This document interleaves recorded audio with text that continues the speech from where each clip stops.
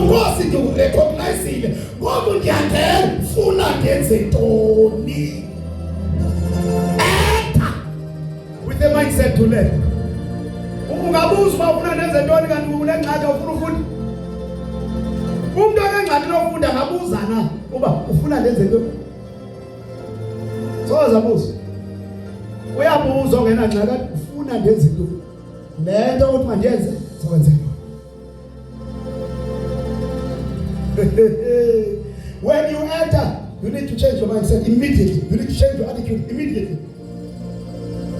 Ozamvuthi uthini ngaye. Ubone ba ziyanqokolana iattitude yakhe nepurpose. Inkosi ufuna ndithini? Ufuna ndenze ntoni? Uthini uYesu kaMphendula? Yathi inkosi kuye, vuka uye kungena emzini lowo. Nokalo zawuyenza. Njengobulele. Into yokuqala when you enter vuka. 2 awuzuvuka nje ambongena. Go and enter the city. Go and enter the village. Go and enter the church. Go and enter.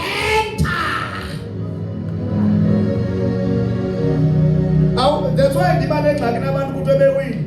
Kudikela nayo uvuka seshubayela kakhulu. Ubefundiswe. Uvuswe. Xa uvuka uyavuka. Ungokho uvuka, you go and enter. When you enter uzawuxelela uba mawuthini. Asibani nawe sowuvutha, uvutha amalanga kodwa ubuwile. Asibani nawe sowuvutha amalanga uphuma pha ezonweni uthi gqi. So lapha sowuvutha. Kaphandeni you are occultic ordained. But when you are heavenly ordained, ufika ungene. Ufuna uqonda uba kuthiwa manje kuthiwa enter. When you enter, kuthiwa enter. So ngaqala ndamntana mithi ivuka qala. Vuka. Njengani nonke nivukile. Uya kungena emzini. Ningeni. Ningeke. Woyixelelwa into omele ukuyenza. You shall be told.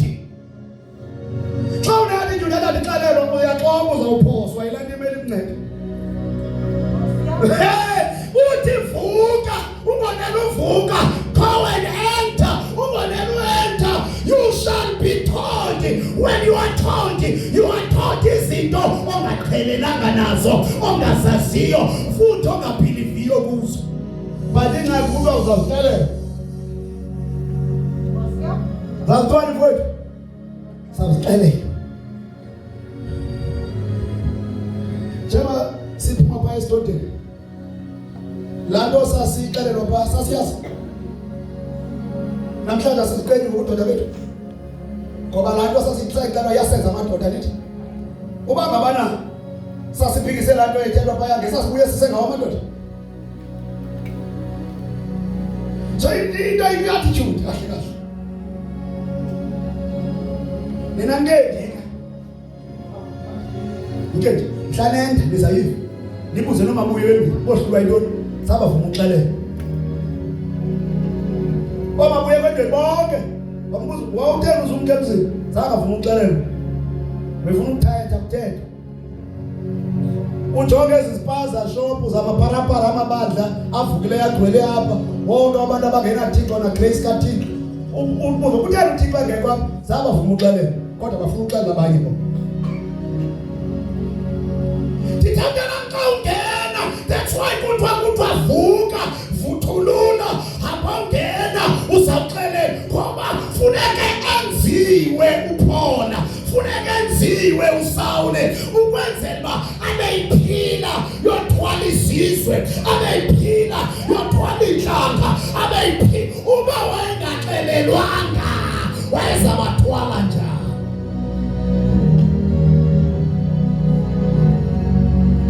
Awucatshukelwa xa kuthiwa hlala, ngena, funda, xelelwa ngoba kulungiswa ingomso lakho.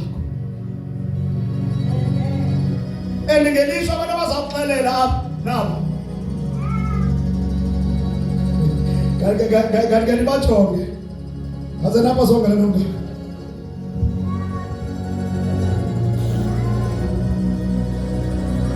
Ngima tamba. Yazi ke le ititsha ayivuthi neyavuta le. Le ayivuthi. Ngoba uzawuphazanyiswa into abayingavuthi. Wena uvutha. Ucinga befana ba unento engcono onayo kuyo. Nihamba la lokhu bevutha kuba wena ungavuthi ungumuntu osober minded. Uthi kamjongile udasuka ndinento engcono endinayo kunayo. Mama uMoses wayelithintitha. Umbantu kamla Moses. Udibana nabale no ting kuye andigo Moses lo ufuna ndola mandidise khulula abantu bakhe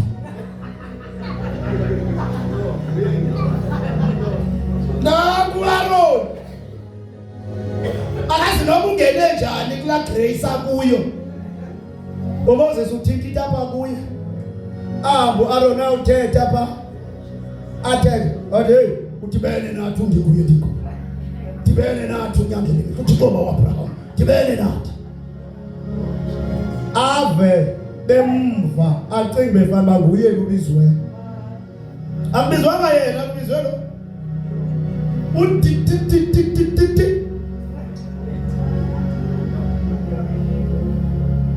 That's why wabamba lencwadi wakhonzisa uMoses kajonga yonke ilife yakhe awudibani naye ebatshintsha abantu ekujongeni kuThixo ngoba wafumana idirect calling kaThixo nguyena nto mamele uviwe kodwa le ndoda ifluent ifondini eloquent with speech yiyo ethi abantu mababenze ithole legolide baxoxele yiyo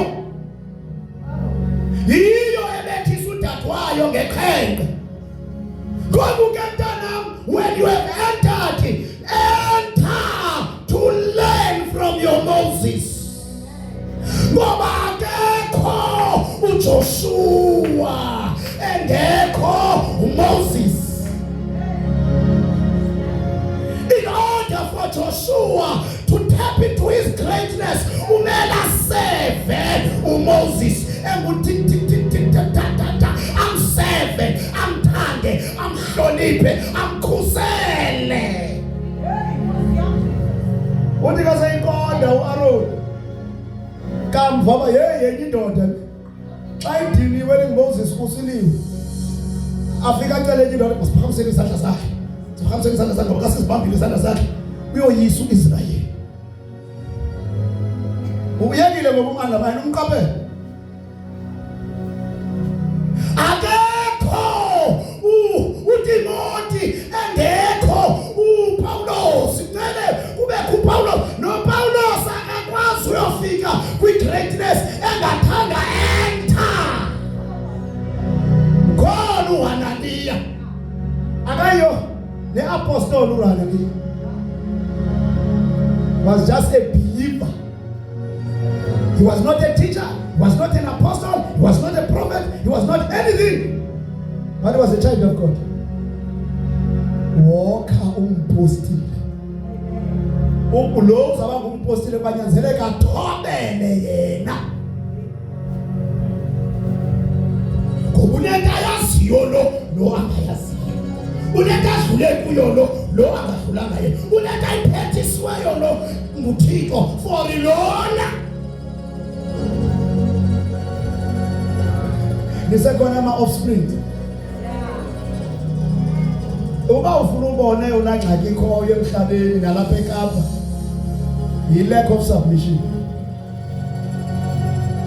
Ngoba submission mntanam awukhonzi ngoba uthanda, awukhonzi noba ngendlela othanda ngayo, ukhonza ngendlela ethanda ngayo inkokheli yakho. Uba yithi nifika apha ngo-6 wena usixelela ufuna ufika ngo5 akudikela na uzomana ufika aba ngo4 kanye ngo5 udibane inkokeli yabo xa kwisubmission uthi kuchilekile kumende kubekekile kunento engathi ndifika aba 4 uA no B no C umamele with attitude to learn uba lento azakuxelela yona uyakuvumela okanye ayivumeli na and xa isithi hayi usihloniphe isigqibo sakhe xa isithi ewe usikhonele naba abakuthiwa bayigift kuleli bandla futhi babekelwe igift eyoba ize kuni ayizakuni ini-strengthenishe ini-establishe ilapha uba usongelwa wayibhudala class kaphakama noba hamba and enter and learn into zayiqele ngengekho usongelwa apha namhlanje mhlawumbe sowabuyela nasejele abaninzi abaphume ngaphakathi kunye naye ndithetha nabo babuyela abanye bangamapharapara baphose ubani to enter and learn what you are being told. Uba lo mntana engazange afunde athembe ngoba bengenile afunde emdala wahambe emithi zisu ngapha yazi amadoda ahlukene ukuba ngomso uzaba khona ukuba ngomso uzaba ilight ukuba ngomso uzaba ityuwa ubonwa ekuthini uhloniphe ekuthiwe enter ufike khona umamele uthithini enter that home, enter that house, enter that village, enter that town. Nabo haleluya bakwayi John ngicela uxele enyini wathi nyana mxa ethetha wathi ukuthanda inkokheli kuyathandazela nyanzi zilukudlu zilela ukudlu mawubathanda ngoba xa ubathanda uzahlelwa ifavor John mntana ngicela uxele ngamandla othanda inkokheli so ithanda inkokheli ngakukhokeli ikhokela kwenye ibanga wawuyithanda uyihloniphe uyithandazele kuphuma ugcobo olukuyo uzibona unento enayo awumathi bonxa ulapha athanda inkokheli yahlonitshwa iyaviwa inkokheli yalulanyelwa inkokheli uthubona manje indawo uthi ngoba nangayilulamela inkokheli ikhale ngani anisizakala ukuze nisizakale lulamelani inkokheli thandani inkokheli khoselani inkokheli thandazelani inkokheli inkokheli ayotshomi yenu ndicela iphinda la ndawo yabona uzawudibana nabo behamba phakathi kwenu behleka kunye nani besenza yonke into but be very careful these people are very special before God they are not your friends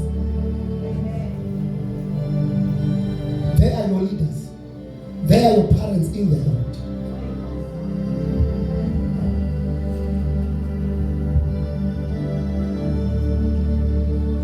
nyamba nathi kodwa ngena mntana nani ningenile ne ngoku niyaxelelwa ne niyayamkela lento sinixelelayo kanhlala maphansi mntana mkhona into esathela abanye bake bathi kodwa phakamani baphakama kodwa enter ba-enter kodwa you shall be told what to do there bafike banengxaki xa bebha bafuna uxelela wabe uThixo senza izimanga ezikhulu ngotata wethu ebuyisa amadevil worship asawenzayo namhlanje nangathi ngoba ayikwazi into ekutata yakho ingabikho kuyo xa umlulamele ngoku xa befundiswa imfundiso engayi kule direction bangxamela uya kubo bayahleke ebandleni bathi uya operatewa utata umbuzo uthi kwa eli lizwi lo operate ubuve ngaba so tena operator nje ngoku uwazi bakukhona abantu ekuthiwa ngamagqirha babanjwayo ngumoya wendwele ubuwabone phi wabone kulo mntu uwave apha ngoku xa ufundiswa imfundiso ongafuni uvumelana nayo uthi uya operate bazali bantwana bam eli lixesha lokugqibela nantoni na enokubangela ungayilulameli inkokheli yakho ungayithandi ungayikhuseli iyakukubambezela ikutshintshela idestiny, ikubambezela ungayofika emntwini ebekumele unguye.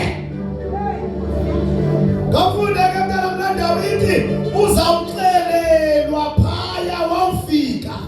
Zawuxelela. Vuka uye kungena emzini lowo woyixelelwa into omele kukuyenza. Verse 7. Ke kaloku amadoda abehamba naye ema engenakuthetha. Eliva okunene lona izwi. Kodwa engaboni mntu. Wavuka ke uSawule emhlabeni.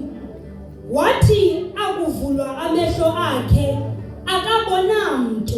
Into lapha ke mntanami wena xa uvuka phansi use under the idea and understanding uyabona. Ngoba amehlo xa ufunda kule English yaqala kahle lesixhosa xa evula amehlo akabona uyaba kwavuliwe. Ilaqala kahle English ngoba lisithatha kakhulu lithi with his eyes wide open but he couldn't see a thing. Ikona lanto uthi uvuka ucimbe vama uyabona kanti awuboni. Amehlo avulile but uyifaka. And ukuze ubone funeka uyo enter there. Ugqoka ku-enter uxelelwe phaa ubuza uthi. Wavukela loo ngxaki lo mfo. Wavukela ngabona kodwa amehlo avulile. Singathi ngamanye amagama wanezinto angakwazi uzibona. Waba limited. Wavukela into angasiqondiyo. Waba limited. Kodwa amehlo avulile. Engasibona sithi makhulu. Abele singagamka. Bathakaboni ingxaki yakhe. Uthixo wananiya lo mntu ukuze abone njengevulile i-eyesight yakhe ibe restored. Uthixo wananiya umntu kaThixo. Funda mntana. Verse 8.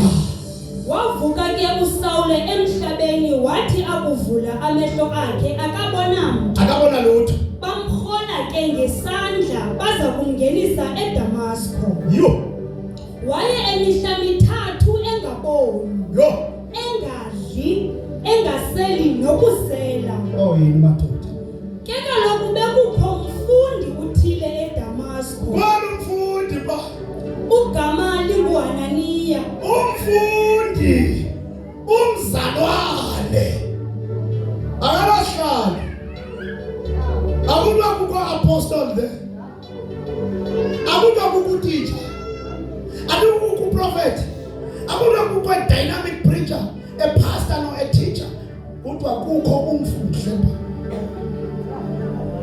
uyafunda xa une attitude right kodwa xa evika wafike khona lo mfundi okaba ndinobona wakhe mfondini inabalandoda inoba ingazi samthatha uThixo lokile abazalwane bethu Thixo lokile kanti le ndoda izawuzala umpostile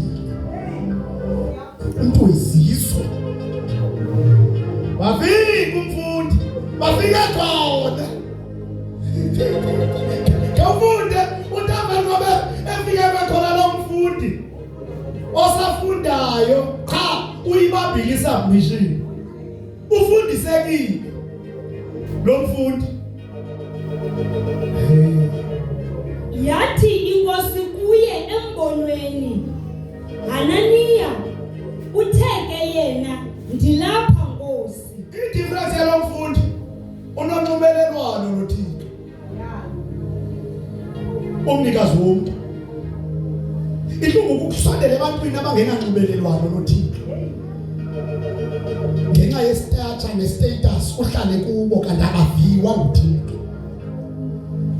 uThixo unabantu bakhe njengenobantu bakhe unabantu abazisa kwabantu bakhe for into yakhe. Elakakhathali noba ngabana unestature esingakanani but unaye banobudlelwano udubulisa into yakho ufikisa kwidestiny yakho.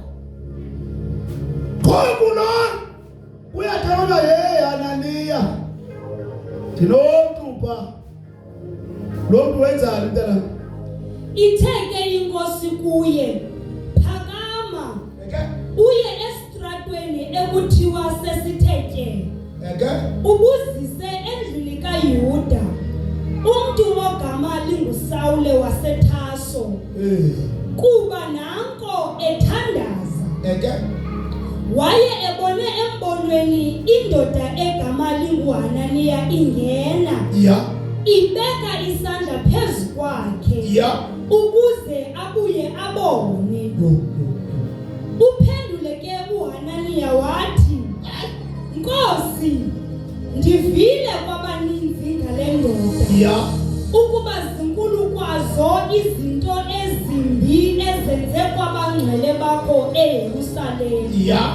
Nalapha ikhonje inegunya kubabingeleli abakhulu lokukhonxa bonke abo balinqulayo igama lakho. Akaxoki uthetha inyani, qha uzawuvuthi uthini? Uthini yena uThixo ke ngoku? Yathi ke kuye inkosi, laa mqhankqalazi uthetha ngaye, laa mphiki uthetha ngaye, laa mbulali uthetha ngaye, setshintshelwe i-attitude, kuthiwe makangene, uzawuxelela into amakayenze. Uthi ke ngoku laa mbulali, nantsi impendulo uzamva uthini uThixo? Laa mbulali uthetha ngaye. Yathi ke kuye inkosi, yiya, ngokuba lowo usisitya esinyuliweyo ndim. Nawe usisitya esinyuliweyo uYehova, sokuphatha igama lam emehlweni entlanu. Uzawuba njalo. Ungani uzidebhisela ukuzijongela phansi. Usisitya sonyuliweyo sophatha indaba ezilungileyo kwizizwe nentlanga, sokwenza imisebenzi emihle, azukise uThixo efemelini ngawe, azukise ekuhlaleni ngawe, kwakhiwe izizwe ngawe. Noba imeko yakho ibisithini, kodwa into ezawuxhomekeka ukuba i-attitude yakho injani.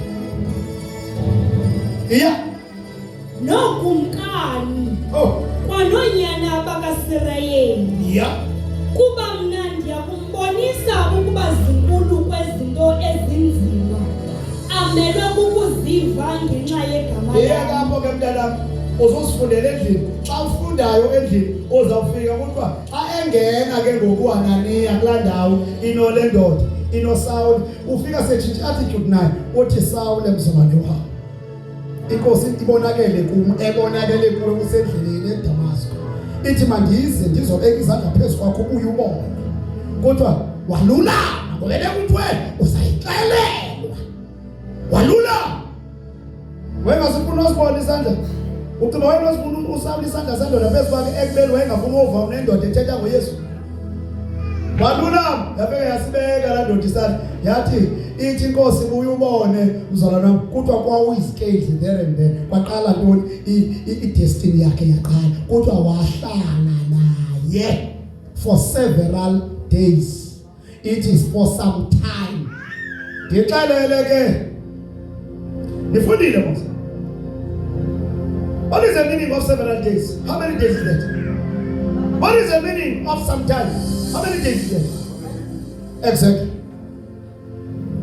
Kafunda kahle ke ngoku ulandela le ndawo ithetha mntaya uthi ixhomekekile. Inyanisile ixhomekekile. Xa uyifunda kahle kuthiwa after 3 years kwenye chapter uchaza u-several days, uchaza after some time. Efundiswa 3 years kuqo. Efundiswa. Hayi ukubona na uyashumayela ngokuthi wayemele fakaze kodwa efundiswa. Ufundiswa kuba wana ni lo muntu uzaba umpostile ngomso. Yentana inkulu into zaba yiyo ngomso, but ivuma ufundiswa nabana niyo izizwe ezawujabula kodwa nakho abonakala ethithiza kodwa nakuya. Funda ke verse lokugqibela singalishumayeli sihamba sinithandazele kuThixo wami anincede. Yeah man, Soka la ngawenza iconference kaloku. Ukwenzela sike size kwiconference. Kathula umuntu u23 Exodus 23. Sifuna verse 1. I think it's in the year. Yo. Elubhema mamanzi wa. Yo. Yebazalwane, wathi omnye umzalwane namhlanje ongasaphumelelanga enkolweni. Wathi xa izawuhamba esohlulwa ifundiswe submission. Wathi submission all the time, submission. Kantiwe lo. Nako umnyango uvuliwe. Namhlanje alikabikho fruitful ibandla namhlanje. Kwayena akekho fruitful. Isubmission jobani kukhona uPaul sele esubmitile washumayela uThixo wamnceda. Kukhona nandolo kwakuthiwa uBarnabas ekumuni. Lando damosi yayi inkokheli anda inkokheli anda ubani uPaulus. Kukhona ithuba kumuntu abake baxabana baba namazwi akukhala. Xa ivela lando ingcinelo kakhulu kuba ingumshumayelo omkhulu. Ethanda inyaniso. Kuthiwa ngumnyama inyaniso. Kuthiwa bohlukana besohlukana ngenxa yemeko kaMarko. Bexabana kula yomnye hayi makahambe nalo mahambe nathi baxabana. Bacaba lokhu zenze ngathi wazi ukodlula lo. Njengoba siyiva iBhayibhile oko xa ufunda incwadi yezenzo ithetha ngaye. Emveni kwala ngxabano nake naphinda naliva igama lakhe likhankanya. Sozubindulile. Ngoba kukhona i-thin line engakhange niyibone nina emveni kwala ngxabano kuthiwa bathi xa bohlukana uPaulus wanikelwa elubabalweni libandla. Lathetha igrace, lathetha isibusiso phezu kwakhe xa ehambayo. Awuva kuthiwa uWakayiphi uBarnabas kwathetha igrace. That's why ungaphinde umvo. uPaulus umvo uyofika kwizikhilelo. Submission namandla. Waphuma submission ntanam uphuma esibusisweni. Waphuma submission uphuma kwi-kingdom. Ngoba i-kingdom is all about i-king ekhoyo and lulawulo lento kuthiwa i-kingdom. Xa ungakwazi ulawuleka due to a lack of submission ne-insubordinate awukwazi uba uphansi kolawulo ekuthiwa kubukumkani. When une-insubordination you need to obey. You need to submit.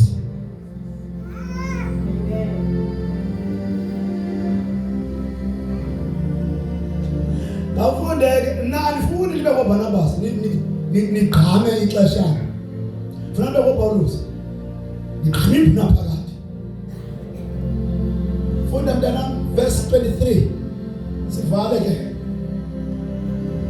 Exodus chapter 23.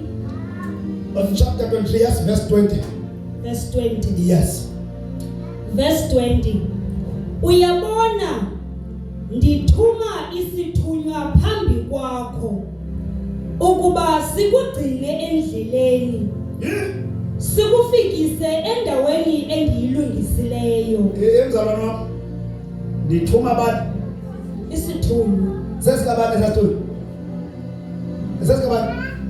SesikaYehova. Ndithuma isithunywa sami. Ndisizise kuwe ukuba sikuthini? Sikugcine qala. Sikukhokelele sikusendaweni endiyilungisileyo for wena. Ikhona indawo uthi xa ilungisileyo for wena uselapha emhlabeni. Ikhona indawo uthi xa ilungisileyo for wena sodlulile emhlabeni. Indawo uthi xa beyilungisile for mina is who I am today, is what I do today, is what I live for today. But ukuze ndifike kuyo kwafuneka ndithande uApostle VW Kula, indoda engiboniyo, thina amehla amabili ndibona. Indoda engafundanga, ndichubekile ndifundile ndiyigraduate. Ndive, ndiyithande, ndiyihloniphe. Ithi ke ngoku indawo endikulungisileyo ngaphesheya ukwenzela ngawudlule emhlabeni ndamkelwe ezulwini nguThixo. ucithe okanye ucima uxoka la ngelosi iphaphazelayo. Masibuye sinifundise kancinci ngoba lena ingelosi nazilonto kube kuphelele. Lithi iBhayibheli kwizityhilelo utsho lowo ophethe izibane ezisixhenxe esandleni sakhe uthi ezo zibane zililo ibandla futhi uyahamba phakathi kwazo uthi sibhalele isithunywa sebandla. Isithunywa sebandla is he who's ordained, is he who's entrusted by souls. Ububi ibandla lasasedasi isibandela naphi kuthiwa bhalela yena ngoba nguye ofundisayo phaya, nguye umthunywa, nguye usisithunywa sine-message. Bhalela yena. Ngakwazi uthunywa umuntu engena message. And i-message yakhe ayoyamathe yabantu. Abantu abaphi abahlela abamvayo. Ngithuma isithunywa sami phambi kwakho. Sikulungiselele, sikugcine, sikuse endaweni endikulungiselele yona. Ukufika kwakho kwindawo uthi xa kulungiselele yona kusekuthini umamele na othunywe. Uthini ke mntanam xa singamameli? Silumkele uliphulaphule izwi lakho. Silumkele ngamanye amagama sijonge ngamehlo angafani nojonga abanye abantu. Usiphulaphule intoni? Ilizwi lazo. Ngoba musa ukusiphikisa.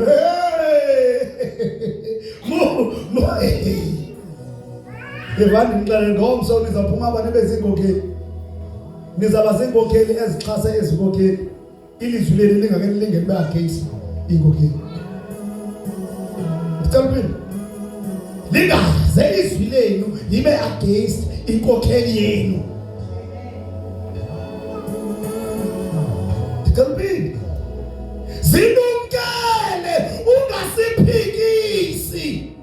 Ukuba wena uyaqonda hey unento ongayiqondiyo sukulwa naye, fonela thina sikhona End Time Revival Ministries, sikhona headquarters xa iza kuthi to present your case uthi hey ndinengxaki pha kukhona into ethile engayiqondi. Let's say ngoku umzekelo usondela apha nomkakhe bavelisa i-oil namanzi. It's an oil from Israel. It's a miracle ezinkulu.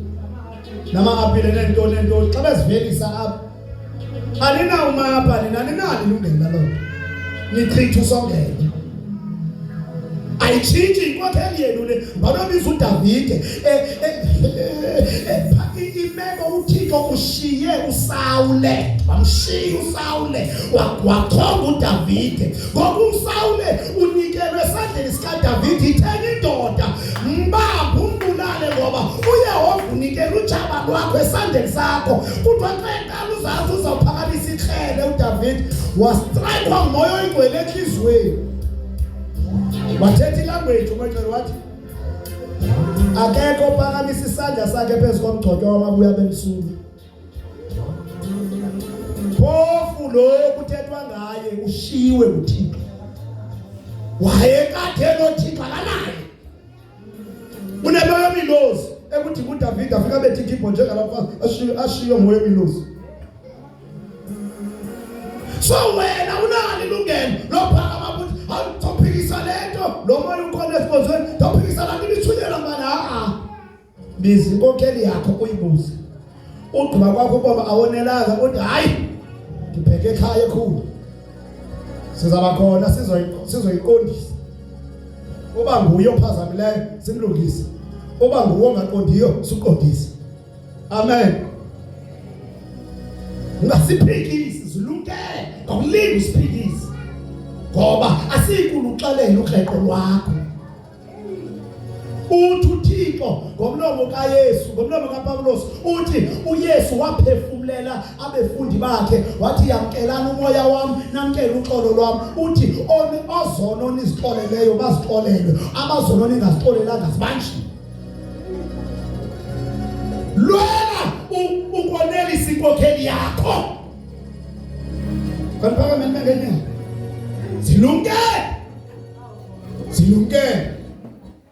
Ungaphikisi. Zilumkele. Kanti ndiyazilumkela. Ndingasiphikisi. Unonithandazela cela nizapha kule altar nonke nilibala. Nize kule altar mama uzapha ecamu kwami. Nina songela nabalapha phambi kwabo. Babe lapha emva kwenu.